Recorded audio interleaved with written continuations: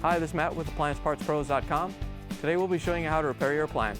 Remember, anytime you work on an appliance, make sure it's unplugged or the circuit breakers are off so there's no chance of electrocution. In this video we're going to show you how to change out the Maytag dryer timer. It's going to be a very easy repair and should only take a few minutes to show you how to do it. If you already have one of these, great.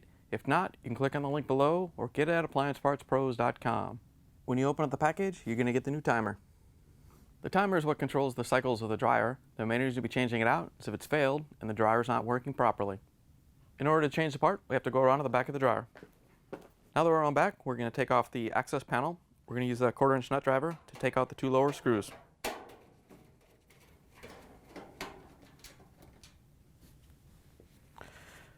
Once you have the lower screws out, we're going to use a Phillips screwdriver to remove the upper ones.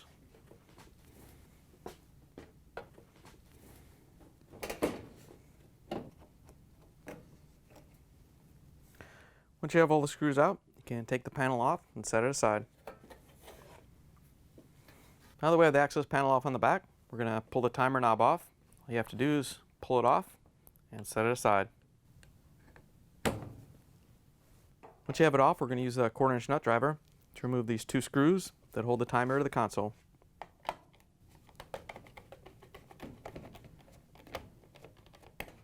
Now that you have the screws out, we're going to pull the timer down and look at the wires. There's a bunch of different wires on here. You don't want to mix them up when you take them off. So you can take a picture or you can write down everything. You can also bring in the new timer and hold it next to the old timer and swap out one wire at a time. They're also labeled color-coded to make it easier for putting the new timer in. We're going to use a small flathead screwdriver to help take off all the wires.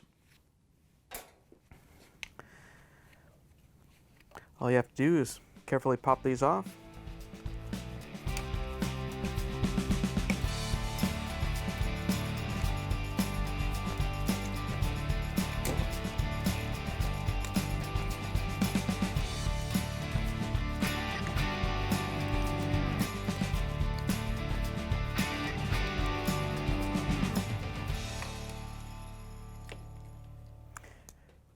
Once you have all the wires disconnected, you can pull the timer off the dryer. Here's the old timer next to the new one. If you already have one of these, great. If not, you can get it at AppliancePartsPros.com. To put the new timer in, we're just going to line it up and reconnect all the wires.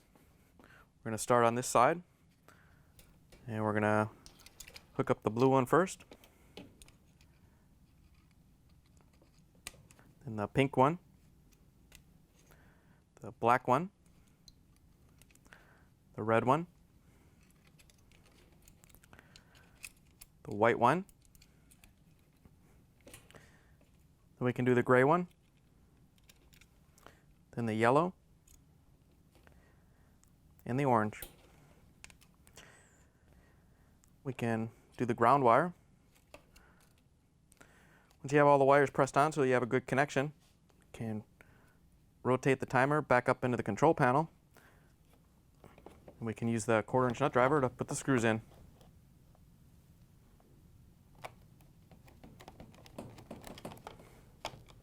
Once you have the screws tightened down, we can put the knob back on.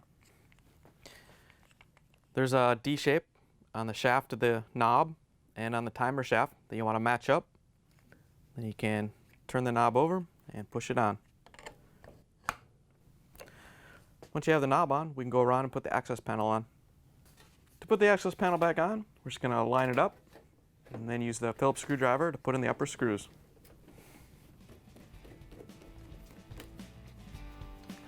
Once you have the 3 upper screws in, we can use the 1/4-inch nut driver to put in the lower screws. Now that we have the dryer put back together, we can plug it back in and take it for a spin. Thanks for joining us for another successful repair brought to you by AppliancePartsPros.com. Check out our other repair videos on our site, Facebook, and YouTube.